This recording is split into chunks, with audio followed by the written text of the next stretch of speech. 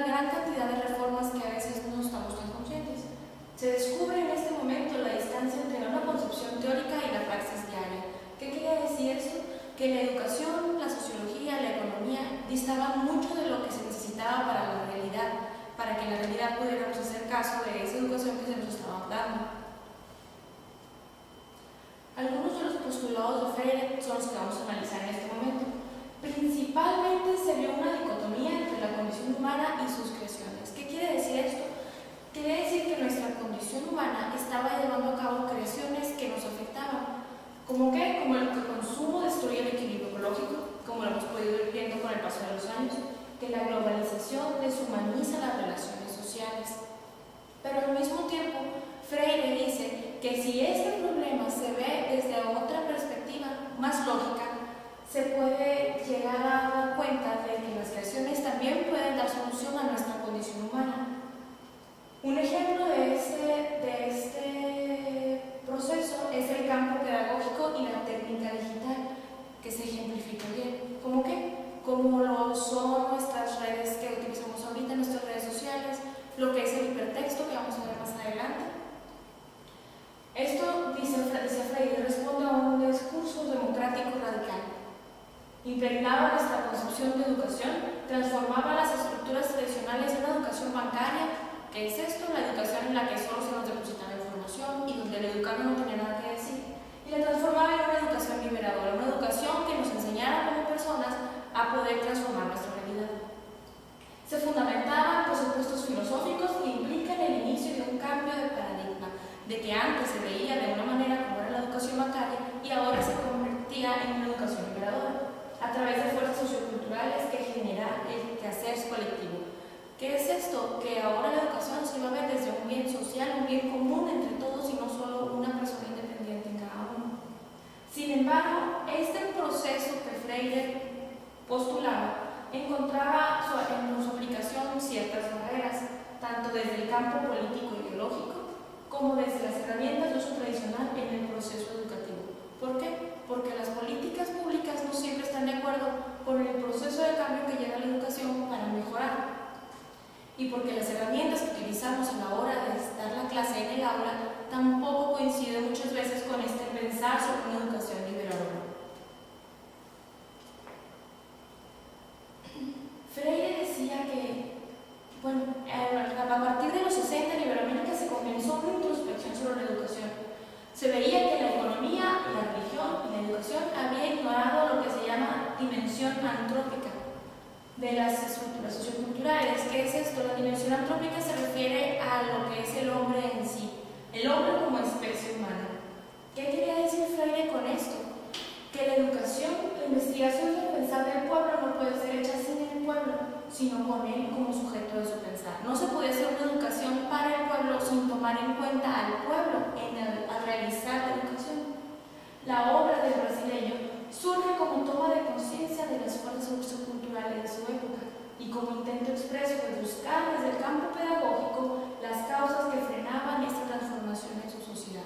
Por eso, con la obra de Freire podemos ver cómo él pugnaba mucho por una alfabetización, la alfabetización de todo el pueblo. Ahorita lo vamos a ver también. Descubre que la educación se trataba de una educación para la domesticación. ¿Por qué? Porque en los pueblos normalmente, creía él, eran oprimidos por una minoría reinante, que era la que decía que era lo que el pueblo tenía que aprender, cómo lo tenía que aprender y cuándo lo tenía que aprender. Entonces realmente el pueblo no estaba aprendiendo, sino que estaba siendo domesticado.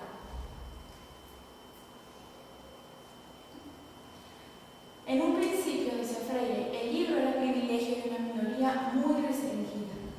La imprenta rompió este sigilo que había sobre el libro, pero tardó 300 años desde la primera publicación del libro hasta que pudiera llegar al pueblo. ¿Por qué? Por razones económicas y de conocimiento, porque el conocimiento era muy restringido.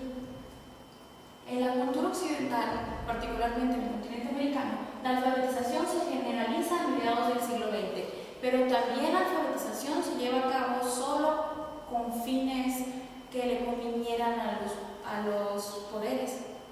Es por eso que la mayoría de la gente no era alfabetizada. Se descubre el sentido de prescripción que acompañaba antes al texto, pero no se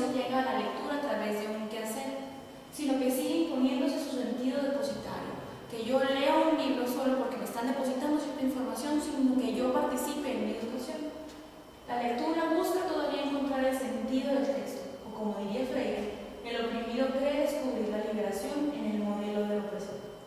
Freire propone saltar del texto al lector a la hora de hacer la educación. Y decía que había dos pasos principales para llegar a la liberación del pueblo. Primero, que se tomara conciencia de que la educación tenía este carácter depositario. ¿Para qué? Para darnos cuenta de que lo estábamos haciendo mal y comenzarlo a cambiar. Y el segundo era buscar la construcción de los esquemas pedagógicos que ya no son para el educando, sino que se conciben con el educando. Y aquí que surge la importancia del hipertexto, como lo vamos a ver más adelante. Para la universidad también Freire veía un importante cambio. ¿Por qué? Porque la repercusión de su pensamiento comienza a articular en la década de los 60 y las reformas educativas posteriores a los 60 parecen todas estar de acuerdo en la necesidad de cambiar ciertos aspectos de educación, como son los programas de educación, las evaluaciones que se llevan. ¿Por qué? Porque los programas de educación decían que la educación debía ser depositaria o bancaria, y las evaluaciones giraban en torno a esto. De tanta información que yo te estoy pasando, es lo que te voy a preguntar. Los textos, la sala de clases y la relación de educador-educando, de que el educador es la persona que le daba todo el conocimiento y el educando solo recibía de forma pasiva. Y aquí es donde surge el problema de la comunicación, porque dice que el libro no está en desuso, pero el lector debe saltar más allá del libro, que es el hipertexto. ¿Qué es el hipertexto? Es el vínculo los vínculos que utilizamos en internet, donde se utilizan ligas que pueden llevarnos a otra información. ¿Qué hacemos? Que saltamos de simplemente llevar a buscar el libro, leer el libro, a ir buscando más información y cada vez más información. También se puede poner un ejemplo como las wikis, como la Wikipedia, que se hace de manera colectiva, donde la persona ya no solo es depositaria, sino que está participando del propio conocimiento.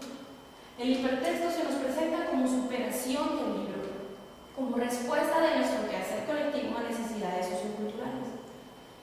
Pero fuera de la posición de símbolo que le hemos otorgado, el hipertexto no es nada más que una herramienta que puede también ser usada en un sistema tradicional de educación.